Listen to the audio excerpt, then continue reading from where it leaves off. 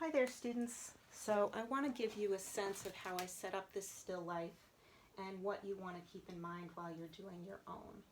So I walked around my house and just looked for some random things that I had lying around. You want to look for different shapes, different sizes, and not feel as though you need to find something super exciting like a live koala bear or even a stuffed koala bear. Feel free to use things that are really boring, like bottles. This is a really cool bottle, actually. So, a bottle. I had this flag. I thought it was, and I chose it because it's the right height. I also, it's a great flag. Um, but I did choose it because I needed something this height, and I wanted something that was fabric-like. Okay, so I have this box, and so I have something rectilinear to play around with. I've got something fluffy and this basket. I chose those really for the textures. I have something metallic and a smaller object. So I've got a variety of different sizes here, and I can move things around as I want to.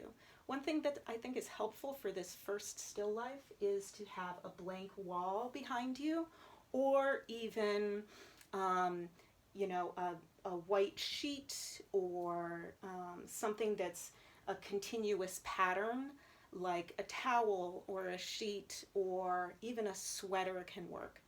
You don't have to have a big tabletop that you're using. You can definitely make a smaller still life in a smaller area. That's totally fine. How would I ever know, actually? But for me, for filming, I wanted to make sure that I had objects that were big enough for you to see next to the drawing that I was drawing. So my objects are kind of big, but yours can be quite small, and you can set up in a very small area. That would be absolutely fine. But having a blank background can really help you focus on the objects that you're working on. In later drawings, that is absolutely not necessary at all. But I think that for this first drawing, it will be quite helpful. But if you have like a super busy background, it might be really hard to just focus on a few things, which is going to be helpful for this first little experiment of things. So, variety of heights, variety of sizes, a variety of textures, and a variety of values. So some things that are very light, some things that are very dark, and some things that are in between. So if I were to add something to this still life, I think I've got a pretty light background, but I might add some more things that were quite light. And move things around so that you have overlaps. Overlaps are a really important part of helping us understand depth. So move things around so that one thing is in front of another. If you have everything kind of lined up, then it's hard to tell what's in back of, this isn't lined up, this would be lined up. It's hard to tell what is in back of other things. So have some overlaps.